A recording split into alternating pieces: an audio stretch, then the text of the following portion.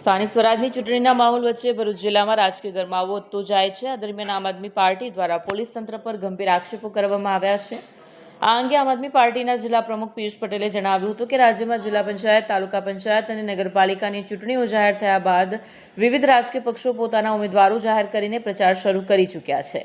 ભરૂચ જિલ્લામાં પણ આપ દ્વારા વિવિધ સીટો પર ઉમેદવારો ઊભા કરવામાં આવ્યા છે અને કાર્યકર્તાઓ લોકશાહી પદ્ધતિથી પ્રચાર કરી રહ્યા છે।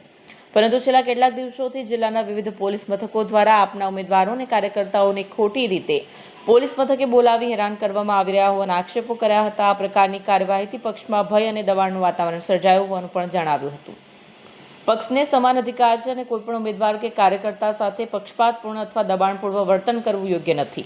પોલીસ તંત્રનું કાર્ય કાયદો અને વ્યવસ્થા જાળવવાનું છે, પરંતુ રાજકીય દબાણ હેઠળ એકતરફી કાર્યવાહી થવી લોકશાહી માટે હાનિકારક છે। આ અંગે આમ આદમી પાર્ટીના લોકસભા પ્રમુખ યાકુબ ગુરુજીએ જણાવ્યું કે અમે અમારા ઉમેદવારો સાથે જિલ્લા એસપીને રજૂઆત કરવા માટે પહોંચ્યા હતા, પરંતુ રવિવારનો દિવસ હોય તેઓ મળી શક્યા નથી, જેથી આવતીકાલે સોમવારે ફરીથી જઈને ઉગ્ર રજૂઆત તેમને કરવામાં આવશે। કાર્યકર્તાઓ સાથે કોઈપણ પ્રકારની ખોટી હેરાનગતિ બંધ થાય, સાથે જ જો ક્યાંય ખોટા કેસ નોંધાયા હોય તો તેની નિષ્પક્ષ તપાસ કરીને યોગ્ય પગલાં લેવા માંગ કરવામાં આવી છે।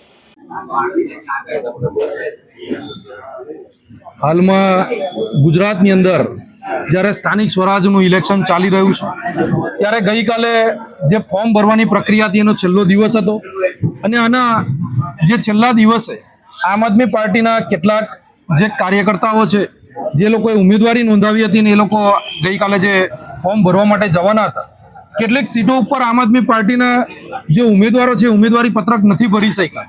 એની પાછળનું કારણ આ ભારતીય જનતા પાર્ટી એ પોલીસને આગળ રાખી, ભરૂચ જિલ્લા પોલીસને આગળ રાખી અલગ અલગ જગ્યાએ અમારા ઉમેદવારોને ડરાવા ધમકાવવાનું જે કાવતરું કર્યું છે એ ખૂબ નિંદનીય બાબત છે।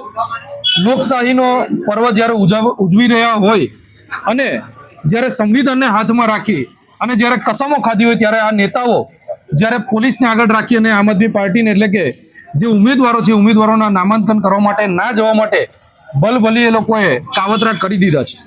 ત્યારે અત્યારે ગઈકાલે જે ફોર્મ ભરાઈ ગયા, જેટલા પણ ઉમેદવારોના અમારા ફોર્મ ભરાયા, આ તમામ ઉમેદવારોના ફોર્મ ભરાયા પછી પણ હવે એ લોકોના ફોર્મ પાછા કેવી રીતે ખેંચાવાય અને કેવી રીતે ડરાવી ધમકાવીને રખાય, એ લોકો પ્રચારમાં ન નીકળી શકે એના માટેના પણ હજી પણ પોલીસ દ્વારા કાવતરા ચાલુ છે।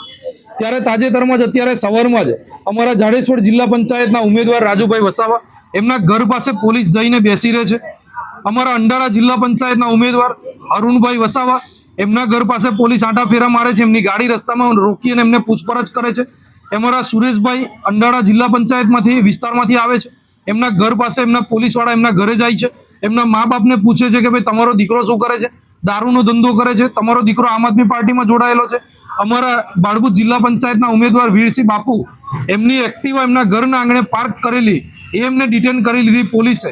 આટલી બધી તાનાશાહી આ ભારતીય જનતા પાર્ટીની અત્યારે ચાલી રહી છે ગુજરાતની અંદર।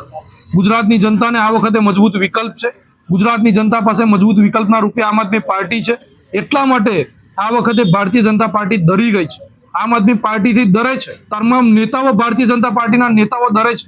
આજે આમ આદમી પાર્ટીના કાર્યકર્તાઓને કેવી રીતે તોડી અને ભારતીય જનતા પાર્ટીમાં લઈ જવા એવા કાવતરા કરે છે, પરંતુ આમ આદમી પાર્ટીનો એક એક નેતા, એક એક જે કાર્યકર્તા છે એ આજે ભાજપના 100 જે નેતાઓ છે એમના બરાબર આજે કામગીરી કરી રહ્યા છે ને ગુજરાતની અંદર ગુજરાતની જનતાનો અવાજ બુલંદ કરી રહ્યા છે।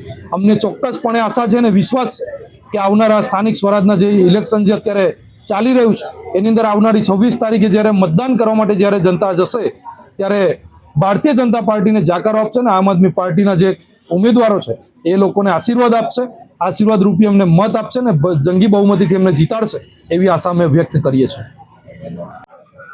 અમારા આમ આદમી પાર્ટીના ઉમેદવારોને અને આગેવાનો કાર્યકરોને જે રીતે ભાજપના ઇશારે પોલીસ હેરાન કરી રહી છે તેના માટે અમારા જિલ્લા પ્રમુખ આજરોજ એસપી સાહેબને મળવા ગયા હતા, પણ એસપી સાહેબ મળ્યા નહીં, તો ડીવાયએસપી સાહેબને મળીને આવ્યા છે। અમે આ એક લેટર તૈયાર કર્યો છે, આજે રવિવાર હોવાને કારણે કદાચ નહીં મળ્યા હોય, અથવા તો આમ આદમી પાર્ટીના નેતાઓ કે આગેવાનો મળવા જાય તો એમને સમય ના હોય, એ સ્વાભાવિક છે, પણ સોમવારે મળશે, અમે ફરી જઈશું એમને મળવા માટે।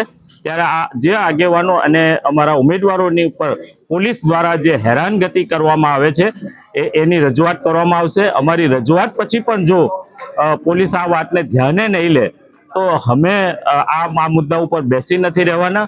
પોલીસના કેટલાક સારા અધિકારીઓ છે, સારા કર્મચારીઓ છે જે તટસ્થ રીતે કામ કરે છે, પરંતુ ભાજપના ઇશારે લાલચ અને મોહની અંદર જે કામ કરે છે એવા લોકોના વિસ્તારમાં જે દારૂ જુગારના અડ્ડાઓ ચાલી રહેલા છે એની વિરુદ્ધ અમે એક ડ્રાઈવ ચલાવીશું અને એમનો પર્દાફાશ કરીશું.